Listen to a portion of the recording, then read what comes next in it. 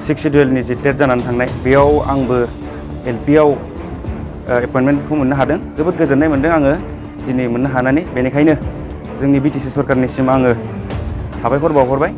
जेबो कारापसन गैयालासिनो गोबां लाइमोनफोरनो दिनै साख्रिखौ मोनफुंहोनो हाबाय। आङो जोंनिनो सिमला हालामनिनो रान्दुनिपारा गामियाव आङो आंनि फरायसालिनि जायगाखौ मोननो हादों। मानास एकाडेमियाव आङो एसिस्टेन्ट टिचार हिसाबै मोनसे प्राइभेट स्कुलाव दंखागासिनो 2020 निफ्रायनो। जायफोर बे नैबे मेरिट सिलेक्सन लिस्टआव उथ्रिलांनो हायासै बिथांमोननि थाखायबो जाहाथे इयुनाव जोंनि बिटिसि सरकारा मोनसे राहा लामा खालामनानै होबावगोन आं बेखौ खावलायहरनाय जाबाय। गार्जेनफोरखौ आं मोनसे बाथ्राखौ आं खावलायबावनो सानदोंदि दा जोंनि जि बर' बिजों फरायसालिफोराव जोंनि गोबां गार्जेनफोरानो बांसिनानो गावसोरनि गथ'फोरखौ होनाया खम जालांगासिनो दं। जायनि थाखाय बर' बिजोंनि सरकारि फरायसालिफोराव फरायसाफोरनि अनजिमाया खम जालांगासिनो दङ। बेनिखायनो आं दा मोनसे बाथ्राखौ खावलायनो सानोदि जोंनि जेसेबां गार्जेनफोर दङ गासैबो गाव गावनि गथ'फोरखौ जाहाथे बर' बिजोंनि फरायसालियाव हरो। खुलुमबाय। आंनि मुङा मुस्रि अनखांसा नार्जारि, आंनि आफानि मुङा मुस्रि चक्रधर नार्जारि, आंनि आइनि मुङा मुस्रि मा हिमानि नार्जारि। आङो नैबे माबानि सिमला हालामनि सिङाव थानाय राङापानि गामिनि नै बावैसो जानानै थांनाय जि बिटिसि 6 सिडिउलनि जि डेट जानानै थांनाय बेयाव आंबो एलपिआव एपइन्टमेन्टखौ मोननो हादों। आङो जोंनिनो सिमला हालामनिनो रान्दुनिपारा गामियाव आङो आंनि फरायसालिनि जायगाखौ मोननो हादों। दा आंथ' सिगांनिफ्रायनो नाजाबोदोंमोन। दिनैसिम आङो टेटखौ आसाम टेटखौ होबोनानै आं 2019 निफ्राय नैबे बिटिसि 6 सिडिउल टेटसिम आङो खेबथाम जाबोबाय। दा सिगां आं 2019नियाव आङो क्वालिफाइ खालामनो हायाखैमोन। 21नियाव आङो इउपिआव हादोंमोन, नाथाय बेयाव मोननो हादिया। नाथाय फैयै फैनानै नैबे बिटिसि 6 सिडिउल टेटआव बिटिसि सरकारनि अननायाव आं दिनै मोनफुंनो हाबाय।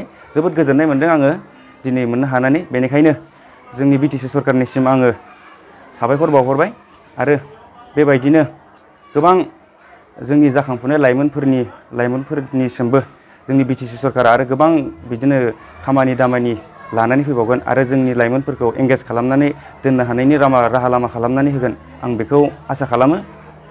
मोनसे बाथ्राखौ आङो बिटिसि सरकारनिसिम साबायखर बावनो सानोदि दिनै जि मोननानै थांबाय लाइमोनफोरा बेयाव जोबोद मोजाङै जाफुंलांनो हादों।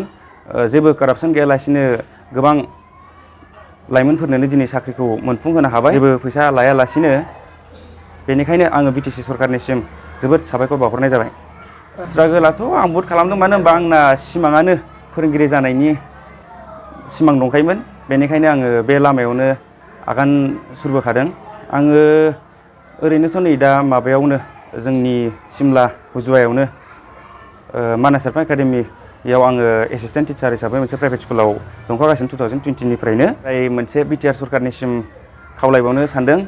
दा जोंथ' जेसेबां जों लाइमोनफोरानि दा जोंनि 12-16 जि एसए एप्रुभ जाना फैनाय बेयाव जों बिटिआरनिफ्राय गोबां लाइमोनफोरानो मोनलांनो हाबाय।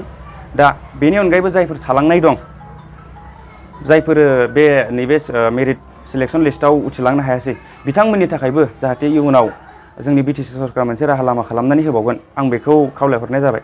मानो होनोब्लाथाय जोंनि दा बर' बिजोंखौ जोङो साननो थाङोब्ला गोबां फरायसालिफोरावनो जोंनिया दिनैसिमहालागै फोरोंगिरि गैया। जायनि थाखाय फोरोंगिरि गैयिनि थाखाय फरायसाफोराबो इनरलमेन्टआ खम जाबोगासिनो दङ।